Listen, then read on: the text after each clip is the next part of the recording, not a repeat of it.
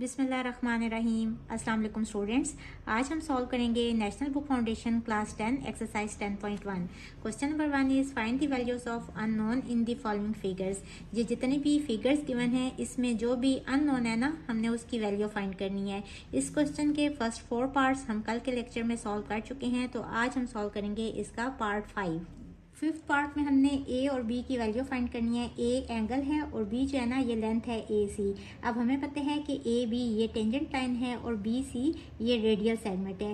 Radial segment और tangent line ये एक दूसरे पे परपेंडिकुलर होते हैं यूजिंग थ्योरम। तो हम लिखेंगे since A B is tangent to a circle and C B is radial segment, so angle C B A equal होगा 90 डिग्री के। अब ये एंगल 90 डिग्री के इक्वल है। अगर तो ये वाला एंगल भी हमारे पास आ जाए ना, तो हम इजीली एंगल ए फाइंड कर सकते हैं। इस ट्रायंगल को यूज करते हुए हमें पता है कि sum of all angles of a triangle equal होते हैं 180 डिग्री के। अब हमने ये वाला एंगल फाइंड करना है। ये किस तरह से फाइंड करेंगे? ये फाइंड करने के लिए हम पहले ये वाला एंगल फाइंड करेंगे। हमें पता है कि सिंस सी बी इक्वल है सी डी के, ये दोनों इक्वल हैं बिकॉज ये रेडियाई हैं सेम सर्कल के।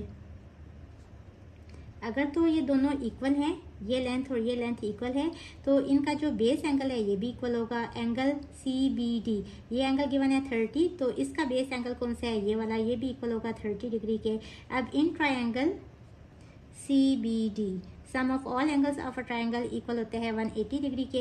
इस एंगल को कह लें सपोज x, तो x प्लस 30 इक्वल होगा 180 के। यहाँ से आ जाएगा x इक्वल्स टू 120 डिग्री। ये वाला एंगल इक्वल आ गया 120 डिग्री के। अब हमें पता है कि D C A is a straight line, तो डी सी ए इक्वल होगा 180 डिग्री के। और डी सी ए, इस पे दो एंगल्स हैं, एक ये वाला और एक ये वाला। ये वाला एंगल कितने हैं? 120 और plus angle B C A, this is equals to 180 degree. यहाँ से आ जाएगा angle B C A equals to 180 minus 120 which is equals to 60 degree. यानी ये वाला एंगल इक्वल आ गया 180 में से बेसिकली हमने ये वाला एंगल माइनस किया है, so this is equals to 60 degree. अब हम ये वाली ट्रायंगल यूज करेंगे। हमें पता है sum of all angles of a triangle equal होते हैं 180 डिग्री के, यानी कि 60 डिग्री प्लस ये वाला एंगल कितने हैं? 90 डिग्री प्लस ये वाला एंगल कौन सा है? A, this is equals to 180 degree. यहाँ से हमारे पास ए की वैल्यू आ जाएगी इक्वल्स टू 30 डिग्री। एक आंसर तो ये आ गया। अब हमने बी की वैल्यू फाइंड करनी है। हमें पता है कि सी बी क्या है? ये रेडियल सेगमेंट है और बी ए टेंजेंट लाइन है। तो सी बी जो है ना ये बी ए के ऊपर परपेंडिकुलर होगा, मीन्स कि ये एंगल 90 डिग्री का होगा। तो यहाँ हम इस ट्राइंगल में ना ट्रिग्नोमेट्रिक रेशियो यूज कर सकते हैं। हमें पता है sine theta, some people have perpendicular over hypotenuse cos theta, curly brown hair base over hypotenuse, और tan थीटा इक्वल होते हैं दोज पीपल ब्रेव, यानी कि परपेंडिकुलर ओवर बेस के। ये एंगल 90 डिग्री के है। इसके अपोजिट ये साइड हाइपोटेन्यूज है और ये साइड बेस है। तो जिस ट्रिग्नोमेट्रिक रेशियो में हाइपोटेन्यूज और बेस होगा उसको हम यूज करेंगे। तो इस वाली ट्रिग्नोमेट्रिक रेशियो को हम यूज करेंगे। यहाँ ए की वैल्यू आ गई 30 डिग्री, तो हम यूज करेंगे cos of 30 degree equals to base over hypotenuse. Base क्या है? बेस है 15 सेंटीमीटर और हाइपोटेन्यूज की वैल्यू है बी, यानी कि C A. Cos of 30 degree equal होता है √3 ओवर 2 के, this is equals to 15 over B. अब क्रॉस मल्टीप्लाई करेंगे, बी √3 के साथ मल्टीप्लाई होगा equals to 15 into 2 which is equals to 30। यहाँ से आ जाएगा b इक्वल्स टू 30 ओवर √3। इसको √3 के साथ मल्टीप्लाई और डिवाइड करेंगे तो ऊपर आ जाएगा 30 √3 और नीचे आ जाएगा √3 का स्क्वायर। यहाँ स्क्वायर स्क्वायर रूट से कट जाएगा, b इक्वल आ जाएगा 30 √3 ओवर 3। सिंप्लीफाई करेंगे, 3 10 30 होते हैं, तो b की वैल्यू आ गई 10 √3 और चूंकि ये लेंथ है तो साथ में यूनिट आ जाएगी सेंटीमीटर्स की। सो ये हमने दोनों अननोन्स की वैल्यूज फाइंड कर ली। क्वेश्चन नंबर 1 के 6th पार्ट में दो अननोन्स फाइंड करने हैं, एक ये वाला एंगल और एक ये वाला एंगल। पहले ये वाला एंगल फाइंड कर लेंगे। हमें पता है कि ए सी पी बी एक क्वाड्रिलेटरल है और sum of all angles of a quadrilateral equal होता है 360 डिग्री के। अगर आपको ये समझ नहीं आ रही कि इनके एंगल्स का सम 360 के इक्वल होता है या नहीं, तो आप फार्मूला पढ़ चुके हैं क्लास 9 में, sum of all interior angles of a polygon equals to n-2 into 180 degree. और पॉलीगॉन बेसिकली क्या होती है? कोई भी क्लोज्ड शेप। ये क्लोज शेप नहीं है, ये भी क्लोज शेप नहीं है, बट अब ये क्लोज शेप बन गई। और यहाँ n क्या है, नंबर ऑफ साइड्स जो कि है 3। अगर यहाँ n की जगह पे 3 पुट करेंगे तो 3 - 2 इज़ 1 एंड 1 × 180 इज़ 180, मीन्स के sum of all interior angles of a triangle equals to 180 degree. इसी तरह अगर यहाँ नंबर ऑफ साइड्स 4 है ना, 1 2 3 4, n की जगह पे अगर 4 पुट करेंगे 4 - 2 इज़ 2, 2 × 180 इज़ 360। इसी तरह से आप ये फॉर्मूला यूज़ करते हुए किसी भी शेप के इंटीरियर एंगल्स का सम फाइंड कर सकते हैं। अच्छा जी, अब यहाँ देखें sum of all angles of quadrilateral means के एक ये वाला एंगल प्लस एक ये वाला एंगल। अब देखें ए बी टेंजेंट लाइन है और बी पी क्या है, ये इस सर्कल का रेडियस है, मीन्स के ये रेडियल सेगमेंट है। और हम थ्योरम पढ़ चुके हैं कि रेडियल सेगमेंट और टेंजेंट लाइन एक दूसरे के ऊपर परपेंडिकुलर होते हैं, यानी ये एंगल है 90 डिग्री के इक्वल, प्लस 90 डिग्री। और ये वाला एंगल ऑलरेडी गिवन है 120 डिग्री। और इसी तरह से पी सी भी तो रेडियस है ना, ये भी रेडियल सेगमेंट है और ए सी टेंजेंट लाइन है, तो ये भी एक दूसरे के ऊपर परपेंडिकुलर होंगे, मीन्स कि ये एंगल भी 90 डिग्री का होगा, इक्वल्स टू 360 डिग्री। यहाँ से ए की वैल्यू आ जाएगी इक्वल्स टू 60 डिग्री। अच्छा, ए एंगल फाइंड करने का ना एक और तरीका भी है। हमें पता है कि चूंकि ए सी पी बी एक क्वाड्रिलेटरल है तो अपोजिट एंगल्स सप्लीमेंट्री होते हैं, यानी कि अपोजिट एंगल्स का सम इक्वल होता है 180 डिग्री के। बी का अपोजिट एंगल ये वाला है ना, तो 90 + 90 इज़ 180। इसी तरह से ए + 120 को भी 180 के इक्वल होना चाहिए। इस तरह से यहाँ से भी ए की वैल्यू आ जाएगी 60 डिग्री। तो आपकी मर्ज़ी है, चाहे आप ये वाला मेथड यूज़ करें या ये वाला, और आप इस एंगल की वैल्यू फाइंड कर लें। अब हमने ये वाला एंगल फाइंड करना है। इसके लिए देखें, since B D is a straight line, तो एंगल सी पी डी सबसे पहले ये फाइंड करेंगे, ये किसके इक्वल होगा, यहाँ से यहाँ तक ये पूरा एंगल है 180 डिग्री। अगर इसमें से हम यहाँ से यहाँ तक ये एंगल 120 डिग्री माइनस कर दें तो इसका आंसर आ जाएगा 60 डिग्री, मीन्स कि ये वाला एंगल आ गया 60 डिग्री के इक्वल। अब पी सी इक्वल है पी डी के,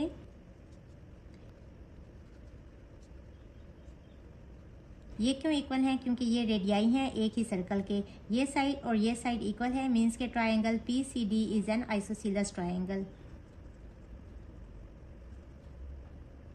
यहाँ से हम कह सकते हैं कि अगर ट्राइंगल पी सी डी एक आइसोसीलस ट्राइंगल है तो बेस एंगल्स इक्वल होंगे। ये साइड और ये साइड इक्वल है ना, तो इनके बेस एंगल्स होंगे ये वाला और ये वाला। ये वाला बी है तो ये वाला भी बी होगा, यानी angle P C D equals to angle P D C equals to B. अब इन triangle P C D sum of all angles of a triangle equal होता है 180 डिग्री के, मीन्स के 60 + b equals to 180 degree, 2b equals to 180 minus 60 which is equals to 120। यहाँ से b की value आ जाएगी equals to 60 डिग्री। सो ये हमने दो अननोन्स a और b की वैल्यूज़ फाइंड कर ली। 7th पार्ट में सिर्फ एक ही अननोन है a, हमने इस एंगल की वैल्यू फाइंड करनी है। अगर किसी तरीके से हम ये वाला एंगल फाइंड कर लेना तो फिर in triangle B A D sum of all angles of a triangle equal होता है 180 डिग्री से, वहाँ से हम इजीली a की वैल्यू फाइंड कर सकते हैं। अब ये वाला एंगल किस तरह से फाइंड करेंगे, using alternate segment theorem. Theorem थोड़ा सा रिवाइज कर लेते हैं कि सपोज एक सर्कल है और इसका सेंटर है O और एक टेंजेंट लाइन इस सर्कल को टच करके गुजर रही है, तो जिस पॉइंट पे इस टेंजेंट लाइन ने सर्कल को टच किया, इस पॉइंट को कहेंगे पॉइंट ऑफ कांटेक्ट। अगर पॉइंट ऑफ कांटेक्ट से कोई एक कॉर्ड ड्रॉ हो रही हो इस तरह से, अब देखें ये एक कॉर्ड है और ये टेंजेंट लाइन है, इस कॉर्ड का नाम है ए बी। अब ये जो एंगल है ना कॉर्ड और इस टेंजेंट लाइन के बीच में, ये गिवन है इक्वल्स टू 75 डिग्री। अब इस एंगल का ऑल्टरनेट सेगमेंट कौन सा है, ये वाला। चैप्टर 9 में आप पढ़ चुके हैं सेगमेंट बेसिकली क्या होता है, एक कॉर्ड और आर्क के बीच वाला पोर्शन। चूंकि ये मेजर आर्क है तो इस पोर्शन को कहेंगे मेजर सेगमेंट। और देखें ये पोर्शन भी तो एक सेगमेंट है ना, क्योंकि ये पोर्शन भी एक कॉर्ड और आर्क के बीच वाला पोर्शन है। चूंकि ये माइनर आर्क है तो इस पोर्शन को कहेंगे माइनर सेगमेंट। अब इस एंगल का ऑल्टरनेट सेगमेंट है ये वाला। ये कॉर्ड इस सेगमेंट में जो एंगल सबटेंड करेगी ना, वो एंगल इस एंगल के इक्वल होगा। अब देखें इस तरह से ये एंगल बना, इंस्क्राइब्ड एंगल की बात हो रही है। अगर तो सेंटर के ऊपर एंगल बनता ना तो वो होता सेंट्रल एंगल, लेकिन देखें ये कॉर्ड का एंड पॉइंट है और ये एंड पॉइंट है, ये जिस जगह पे मिले ना इस सर्कल की बाउंड्री के ऊपर, ये वाला एंगल इस एंगल के इक्वल होगा। अब अगर आप इस फिगर को देखें तो ये वाला एंगल इस एंगल के इक्वल होगा, तो ये वाला एंगल भी इक्वल होगा 75 डिग्री के। तो आप लिखेंगे using alternate segment theorem angle C A B equals to angle A D B which is equals to 75 degree. अब इन triangle B A D sum of all angles of a triangle equal होते हैं 180 degree के, means के a plus 90 degree plus 75 degree equals to 180 degree, a equals to 180 degree minus 165 which is equals to 15 degree. तो ये हमने unknown a की value find कर ली। This is our answer. Question number 1 के लास्ट पार्ट में 3 unknowns हैं x, y और z। इनकी वैल्यूज़ 1 बाय 1 फाइंड कर लेंगे। यहाँ भी ऑल्टरनेट सेगमेंट थ्योरम यूज़ होगा। ये सर्कल है और ये टेंजेंट लाइन है और ये जिस पॉइंट पे टच कर रही है ये वाला पॉइंट है पॉइंट ऑफ कांटेक्ट, जो कि है ए। अब यहाँ से एक कॉर्ड इस तरह से ड्रॉ हुई है और इस कॉर्ड का क्या नाम है, ए बी। अब देखें ये जो एंगल है ना इस टेंजेंट लाइन और इस कॉर्ड के बीच में, ये गिवन है 63 डिग्री। अब ये कॉर्ड इस सेगमेंट में जो एंगल सबटेंड करेगी ना वो एंगल इस एंगल के इक्वल होगा। तो देखें ये वाला एंगल बन रहा है, ये वाला कौन सा एंगल है, एंगल जी, जो कि इक्वल आ गया 63 डिग्री के। तो यहाँ से हम लिखेंगे कि angle S A B equals to G which is equals to 63 degree और रेफरेंस में लिखें बाय ऑल्टरनेट सेगमेंट थ्योरम। इसी तरह से अगेन सर्कल ड्रॉ करेंगे। ये टेंजेंट लाइन है और ये इसका पॉइंट ऑफ कांटेक्ट है और देखें ए सी भी तो एक कॉर्ड है ना जो इस पॉइंट ऑफ कांटेक्ट से इस तरह से ड्रॉ हुई है। अब यहाँ ये वाला जो एंगल है ना इस कॉर्ड और इस टेंजेंट लाइन के बीच में, ये गिवन है 57 डिग्री। अब देखें ये कॉर्ड जो इस सेगमेंट में एंगल सबटेंड करेगी वो कौन सा एंगल होगा, वो ये वाला एंगल होगा, यानी कि एंगल एक्स। तो यहाँ से हम लिखेंगे angle X equals to angle T A C which is equals to 57 degree. अब एंगल एक्स की वैल्यू आ गई इक्वल्स टू 57 डिग्री और एंगल जी की वैल्यू आ गई equals to 63 degree. In triangle A B C जब हमें दो एंगल्स मालूम हो जाएं तो तीसरा एंगल फाइंड करना तो बहुत आसान है। हमें पता है sum of all angles of a triangle equal होते हैं 180 डिग्री के। यहाँ वैल्यूज पुट कर दें, एक्स की वैल्यू है 57, वाई की वैल्यू हमने फाइंड करनी है, जी की वैल्यू है 63। This is equals to 180, y equals to 180 minus 63 minus 57, this is equals to 60 degree. So ये हमने तीनों अननोन्स की वैल्यूज फाइंड कर ली। क्वेश्चन नंबर 1 कंप्लीट हुआ। Question number 2 is in the figure AB and AC are two tangents of a circle with center O at point B and C respectively. AB और AC दो tangents हैं इस circle के ऊपर जो इस circle को पॉइंट B और C पे टच कर रहे हैं और इस सर्कल का सेंटर है O. इफ़ एंगल BOC ये वाला एंगल गिवन है इक्वल्स टू 120 डिग्री, तो हमने फाइंड करना है एंगल OBA ये वाला एंगल हमने फाइंड करना है। अब देखें since AB is a tangent line and O B क्या है, is radius of a circle, so A B is perpendicular to O B. ये दोनों एक दूसरे के ऊपर परपेंडिकुलर हैं, मीन्स कि ये एंगल इक्वल होगा 90 डिग्री के। ये हमने थ्योरम यूज़ किया है कि एक टेंजेंट लाइन और रेडियल सेगमेंट एक दूसरे के ऊपर परपेंडिकुलर होते हैं। तो यहाँ से हमारे पास आ गया कि angle O B A equals to 90 degree. अब इसके बाद हमने फाइंड करना है एंगल ओ सी बी ये वाला एंगल फाइंड करना है। अब देखें ये वाला एंगल तो ऑलरेडी गिवन है, ओ बी इक्वल है ओ सी के, क्योंकि ये दोनों रेडियाई हैं एक ही सर्कल के। अगर तो ये साइड और ये साइड इक्वल है, मीन्स के triangle O B C is an isosceles triangle. अगर ये आइसोसीलस ट्रायंगल है तो इसके बेस एंगल्स इक्वल होंगे। अगर ये एंगल एक्स है तो ये एंगल भी एक्स होगा। तो in triangle O B C sum of all angles of a triangle equal होते हैं 180 डिग्री के, मीन्स के एक्स प्लस 120 इक्वल होगा 180 डिग्री के। यहाँ से आ जाएगा 2x equals to 180 minus 120 equals to 60।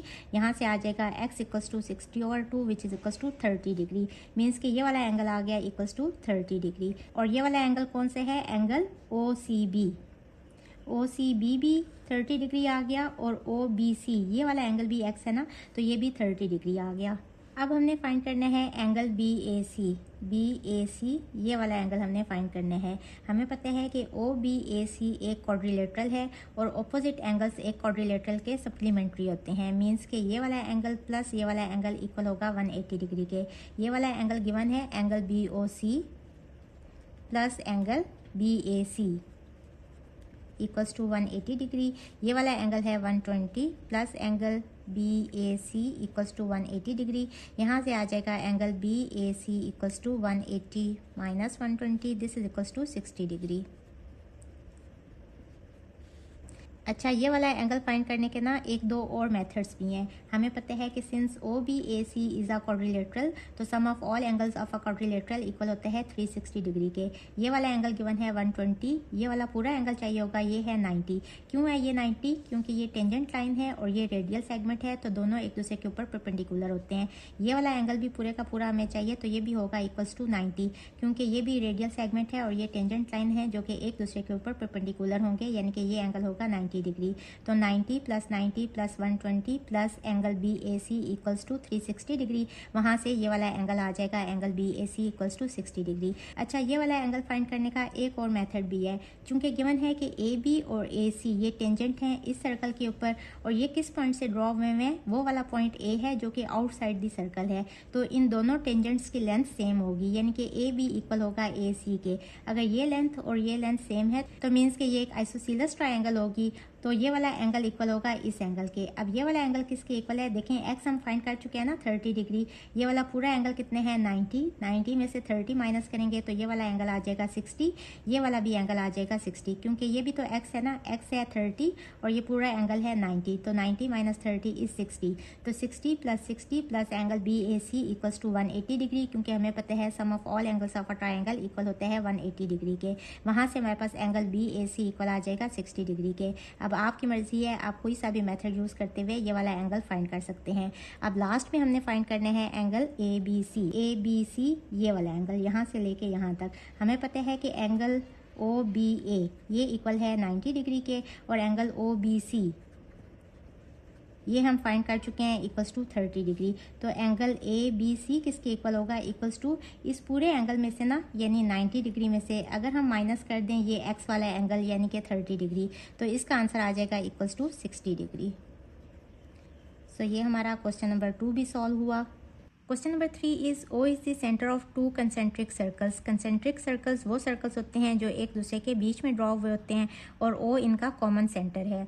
A B and C D are two chords of outer circle tangent to inner circle. A B और सी डी ये और ये आउटर सर्कल की दो कॉर्ड्स हैं, लेकिन ये इनर सर्कल के ऊपर टेंजेंट हैं, यानी कि एक पॉइंट पे टच करके ना इनर सर्कल को गुजर रही हैं। और जिस पॉइंट पे टच कर रही हैं ये वाला पॉइंट सपोज इसको कह लें एम, और इस पॉइंट को कह लें सपोज एन। तो ये एम और एन जो है ना ये पॉइंट ऑफ कॉन्टैक्ट हैं।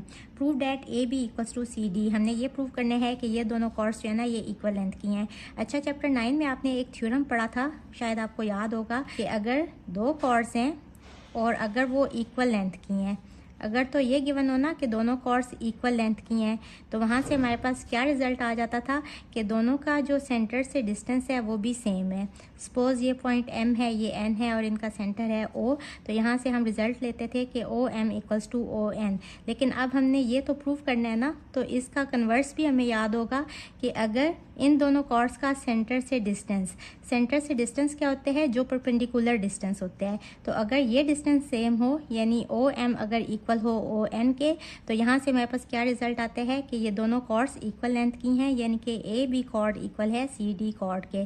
तो इस रिजल्ट को हमने यूज़ करने हैं इधर। तो हम क्या करेंगे कि ओ से एम तक और ओ से एन तक एक लाइन ड्रॉ करेंगे, और हमने ये भी बताना है कि ये लाइन ए बी कॉर्ड के ऊपर परपेंडिकुलर है, और ये लाइन ओ एन लाइन जो है ये सी डी कॉर्ड के ऊपर भी परपेंडिकुलर है। और दूसरा, अगर हम ये किसी तरह से शो कर देना कि ओ एम इक्वल है ओ एन के, तो ये वाला थ्योरम यूज़ करते हुए हम कहेंगे कि ये दोनों कॉर्ड्स इक्वल लेंथ की हैं। अब इस क्वेश्चन को हम थ्योरम की तरह सॉल्व करेंगे। गिवन में लिखेंगे O is the centre of two concentric circles. A B and C D are chords of outer circle and tangent to inner circle. ये जो कुछ भी गिवन है ना, ये सब का सब हमने यहाँ लिख दिया। टू प्रूव हमने क्या करना है, ए बी कॉर्ड इक्वल है सी डी कॉर्ड के। कंस्ट्रक्शन हम क्या करेंगे, let M and N be two points on chords A B and CD respectively, join O to M and N। इसके बाद प्रूफ में हम स्टेटमेंट लिखेंगे और इसकी रीज़न बताएंगे। अब देखें, जब हमने इसको इससे ज्वाइन किया ना ऐसे और ऐसे, तो हम लिखेंगे कि O M is perpendicular to A B. सबसे पहले तो हमने यही शो करना है ना, क्योंकि ओ एम ए बी के ऊपर परपेंडिकुलर होगी तो ही तो ये शॉर्टेस्ट डिस्टेंस होते हैं ना बेसिकली, तो ही हम ये प्रूव करेंगे कि ओ एम इक्वल है ओ एन के। तो उसके लिए पहले हमने ये प्रूव करना है कि ये जो है ना ओ एम ये परपेंडिकुलर है ए बी के ऊपर। तो O M is perpendicular to A B, ये मैंने डायरेक्ट क्यों लिख लिया, since O M is radial segment of inner circle and A B is tangent line to inner circle. तो ये अभी हमने थ्योरम पढ़ा है tangent line to a circle theorem, जिसमें हम कहते हैं कि अगर एक टेंजेंट लाइन है और एक रेडियल सेगमेंट है तो ये एक दूसरे के ऊपर परपेंडिकुलर होंगे। Similarly O N is perpendicular to C D, हम कह सकते हैं ना कि ओ एन परपेंडिकुलर है सी डी पे, क्योंकि ओ एन भी तो रेडियल सेगमेंट है इनर सर्कल का और सी डी इस सर्कल के ऊपर टेंजेंट लाइन है, तो ये दोनों भी एक दूसरे के ऊपर परपेंडिकुलर होंगे। अब आपकी मर्जी है, चाहे तो आप यहाँ इसी तरह की स्टेटमेंट लिख लें कि since O N is radial segment of inner circle and C D is its tangent line so both are perpendicular to each other, या आप डायरेक्ट ही थ्योरम का नाम लिख लें। मैंने यहाँ डायरेक्ट थ्योरम का नाम लिख दिया है tangent line to a circle theorem. अब हम ये भी कह सकते हैं कि ओ एम इक्वल है ओ एन के। ये दोनों क्यों इक्वल हैं, क्योंकि ये रेडियाई हैं एक ही सर्कल के। ये डिस्टेंस ये शॉर्टेस्ट डिस्टेंस है और ये इक्वल आ गया है इस डिस्टेंस के। तो यहाँ से ये वाला थ्योरम यूज़ करते हुए ना, जो हम चैप्टर 9 में पढ़ चुके हैं कि अगर दो कॉर्ड्स जो हैं वो इक्वी डिस्टेंस है सेंटर से तो वो कॉर्ड्स इक्वल लेंथ की होंगी। तो यहाँ से हम लिख सकते हैं कि ए बी कॉर्ड इक्वल है सी डी कॉर्ड के। और रीजनिंग में हम लिखेंगे कि since A B and C D are equidistance from centre, means के ओ एम डिस्टेंस अगर इक्वल है ओ एन डिस्टेंस के, so chords A B and C D are of equal length. So ये हमारा question number 3 भी complete हुआ। Hope students आपको आज के लेक्चर की समझ आ गई होगी। अगर आप मेरे चैनल पर नए हैं तो मेरी वीडियोस को लाइक सब्सक्राइब और शेयर ज़रूर कीजिएगा। इसके साथ ही मुझे दें इजाज़त। अल्लाह हाफिज़।